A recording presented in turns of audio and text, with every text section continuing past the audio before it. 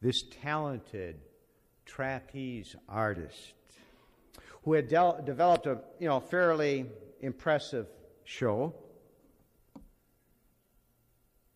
He would walk a thin wire between two cliffs, 300 feet, separating the cliffs. And the gorge below was 1,000 feet. And so this was his act. He would walk those 300 feet, with no safety net. He would walk from one cliff to the other. And then he would up it a notch, and he would have himself blindfolded. And then he would walk back that same wire.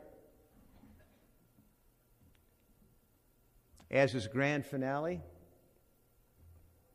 what he would do is he would take a wheelbarrow filled with dirt, and he would push it across that wire. And of course, everyone who was seeing him do this, were absolutely amazed and applauding. And there was one young man in particular who was kind of caught by, what this trapeze artist was doing. And so when he had made it, with that wheelbarrow to the other side without falling into that 1,000-foot deep gorge, this young man ran up to him and he said, "You're incredible. You're awesome. I wouldn't hesitate for a second to put my life in your hands."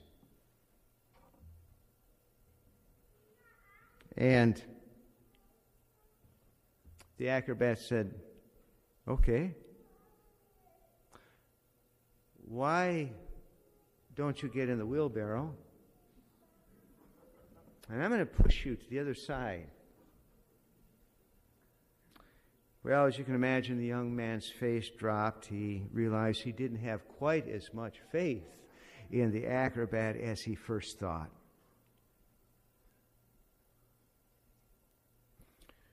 Throughout the Gospels, Jesus calls on us to have just this unwavering faith in God, no matter what happens.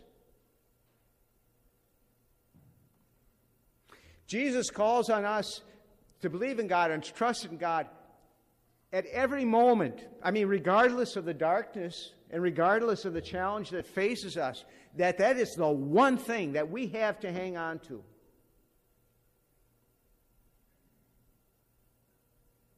What does it mean for us to believe in God, in terms of when we find ourselves in the midst of peril and threat? Whether it's just the world in general or our own country or our own lives. What does it mean to believe in Him and to trust Him?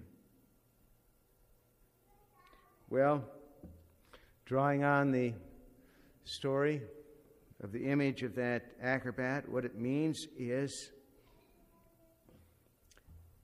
no matter what, placing ourselves in God's hands, trusting in His love and protection, and allowing Him to carry us to the other side of whatever problem or difficulty or darkness that we are facing in our lives. That's what faith is. We get into that wheelbarrow and we allow God to push us over that wire, knowing that, He is going to see that we get safely to the other side and that we cross that 300 feet. That's faith. It's a faith that we need to have in our country as we approach the November election.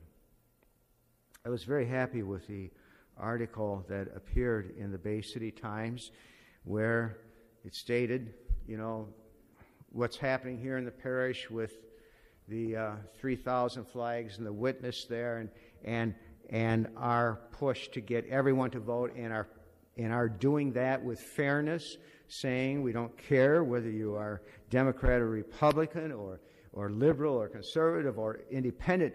The one thing that is so absolutely essential for us, as it was for the people at the time of Habakkuk, the one thing that is so essential for us is that we turn to God for guidance and that we ask Him very sincerely,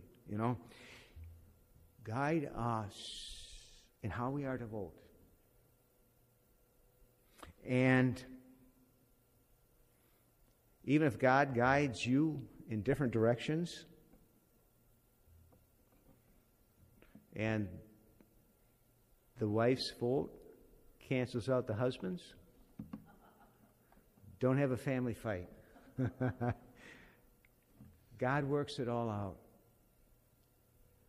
I want to say this. If we bring Him back into the election process,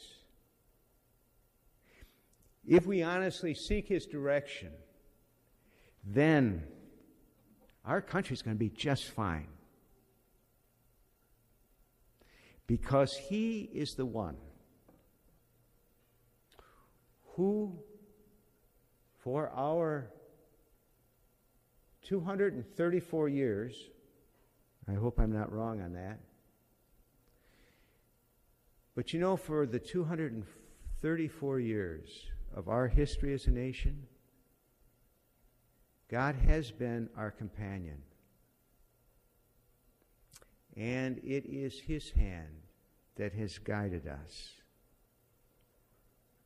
May we trust in Him in faith to continue to be with us and guide us and keep us great. God bless you.